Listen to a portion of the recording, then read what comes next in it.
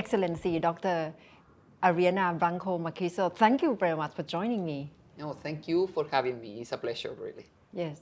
Currently, you are head of Secretariat of WHO on Framework Convention on Tobacco Control. Can you tell me more about what you are doing? Yes, our Secretariat is serving the parties to two treaties, really.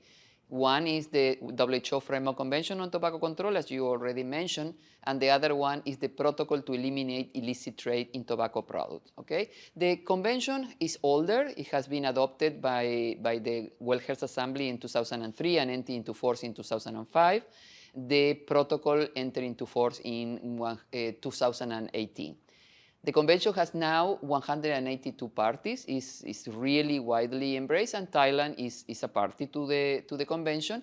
And the protocol is newer, as I said. It has 67 parties, and Thailand is not yet a party to that protocol. And what we do is we help parties to implement both treaties in their national jurisdictions.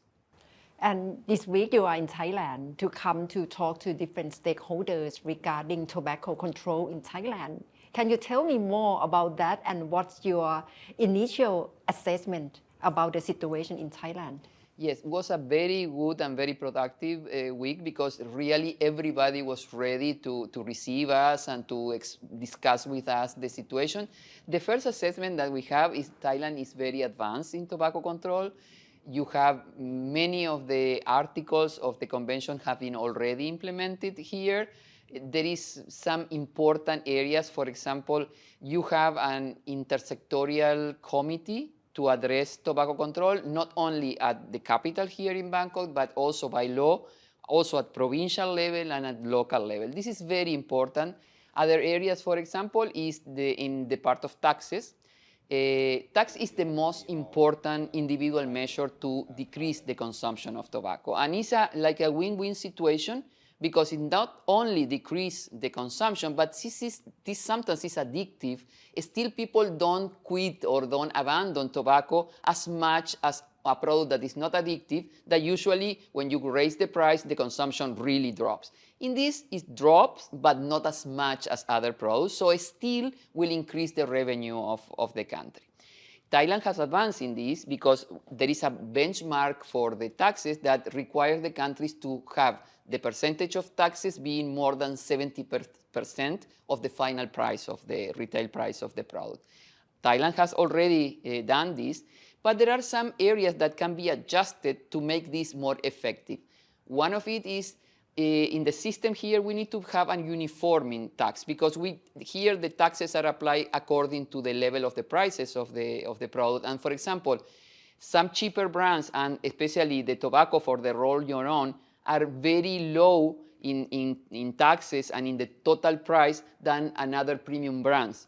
So that goes against what we really want to find, that is decreasing the affordability of this product.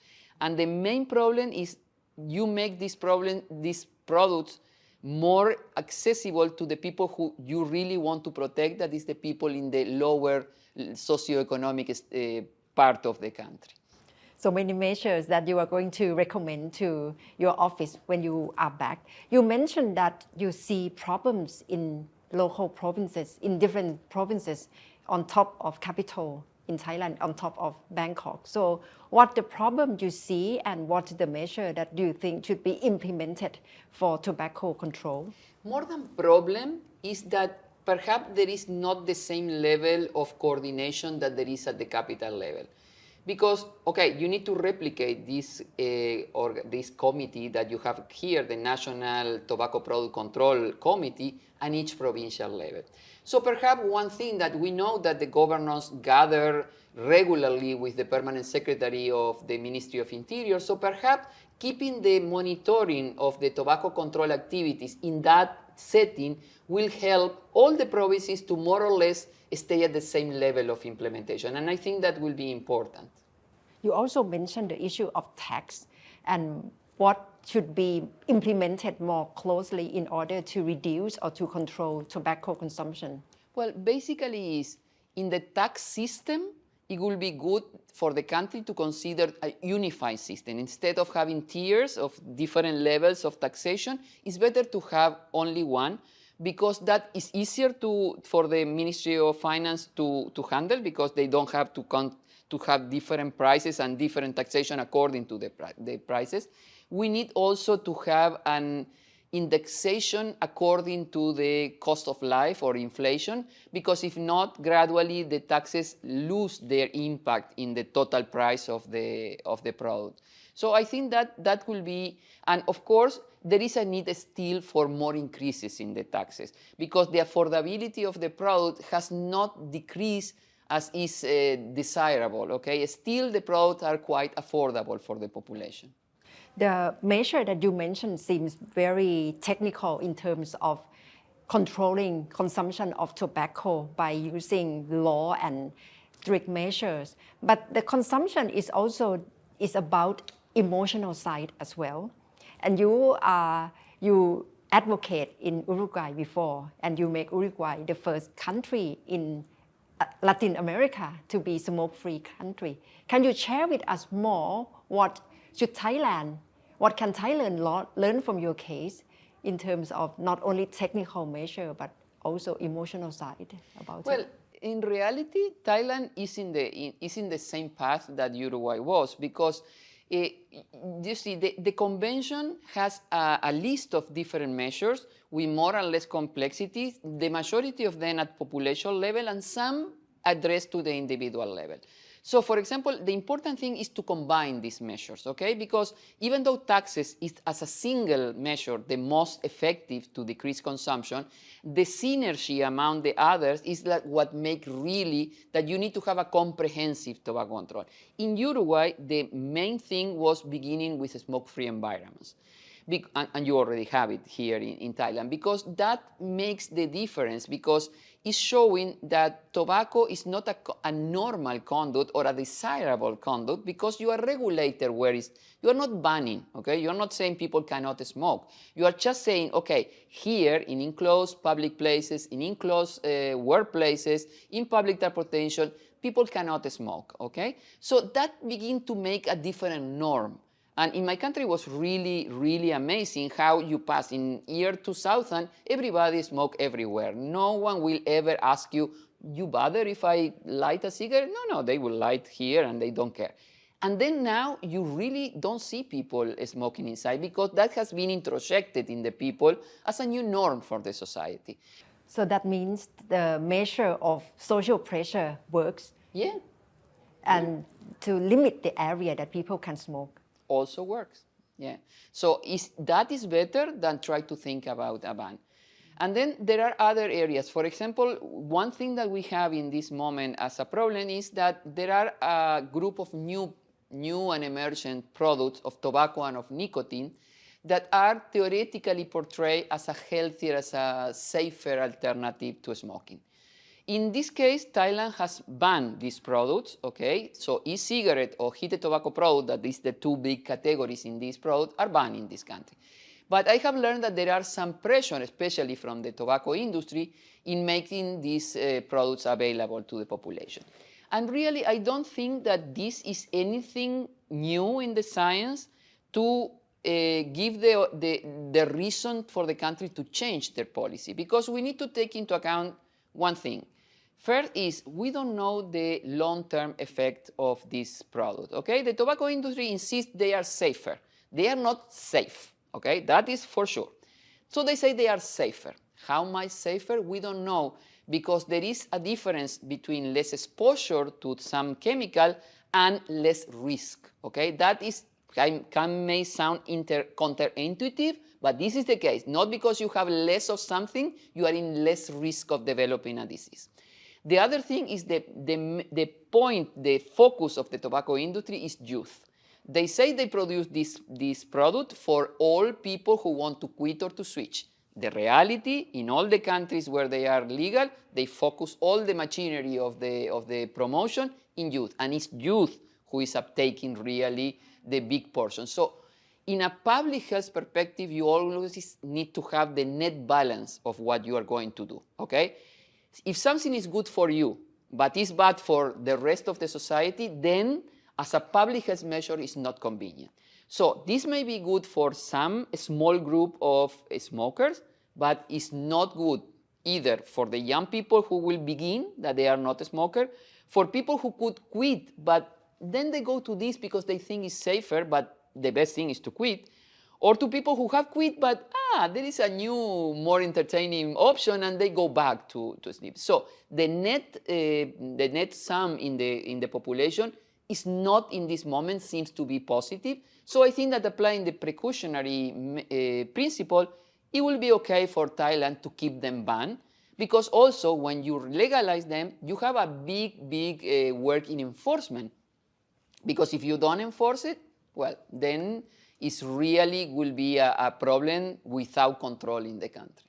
So what would be your recommendation for the new government of Thailand in order to cope with this attempt by international cigarette company who try to support the sale of e-cigarette in Thailand and make it more fashionable, make it more appealing to youth of Thailand? What will be your recommendation? My recommendation is that so far the safest thing to do is to keep the ban, okay, to keep this product banned, and also to increase the enforcement, because we know that still, even though they are banned, they are still entering the country. But I think that Thailand has the tools in order to increase the enforcement and try to avoid this illegal, the product to circulate illegally, okay? And together with that, I think that the other recommendation is that there is a need for the enforcement of what is the Article 5.3 of the Convention that has to do, that mandates the parties to protect public health policies from the interference of the tobacco industry. And in this area, first of all, Thailand is privileged because you know that also on top of doing this needs assessment, I was here to sign a new memorandum of understanding with two universities here, Thammasat and Thammasat and Mahidol. And now they are, already there was the Knowledge Hub here, but now it's two organizations. It's a Knowledge Hub, so a center of knowledge, of excellence to support parties, specifically in this area, in interference of the tobacco industry. So far, how do you see measure by Thailand in terms of not supporting advertisement, controlling of packaging, labeling? Is that enough, or what should Thailand do more? In the area of packaging, I think that you have a very good situation. You have plain packaging, that is one of the best standards, because then you don't allow the industry to use the package as a means of advertisement. No? Okay, everything is in the same color with the same type of letter. And also you have very big health warning, 85%, with the common consequences of using tobacco. So I think in that area, I think you are very good. In the area of the ban of advertising, promotion, and sponsorship, I think that the ban is comprehensive, so it's okay. Perhaps it could be good to try to increase enforcement, especially in the most difficult part to enforce, that is online. Because online is really a difficult part, but it's the media that is reach more the youth. So it really needs to be paid attention.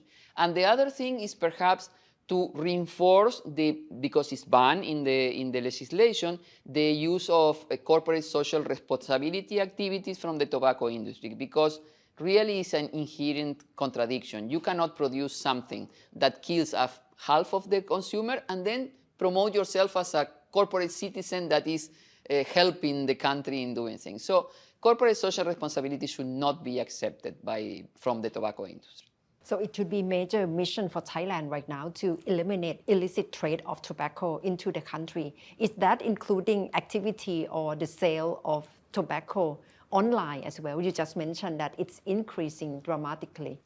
Well, the problem of the online is you don't know from where this product came. So it really can be also a way of introducing illegal products or products that don't pay taxes. I think that is the part that will require special attention from the country. It's not easy, but there is when we can to get examples from other parties. The Conference of the Parties is going to discuss especially about the transborder advertising and the depiction in media, because what we are seeing now, you see films, everything is in the online system, it's more than in the cinemas. So there will be a discussion in the next conference of the party, that is our governing body.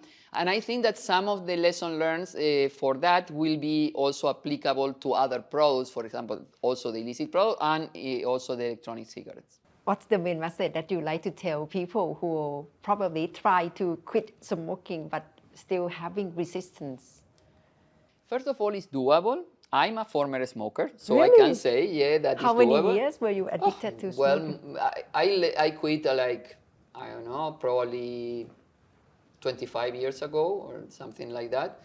It was difficult. I need to quit 4 times before I quit for good. So it's not easy, but it's doable, okay?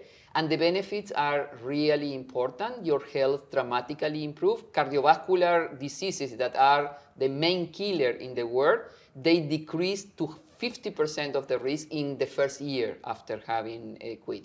So the first of all is doable. Second, there are help in this country. If you cannot do it by yourself, there is a quit line that is free. There are cessation services, so you can find help. I think that is the main message that I can say. It takes a decision, okay? Sometimes it's not the moment, but when the moment is right, you can do it. Thank you very much, Dr. Marquzio. Thank you very much for sharing your thoughts and your wisdom about this tobacco control. Okay, thank you for the space. It's really appreciated. ขอบคุณค่ะ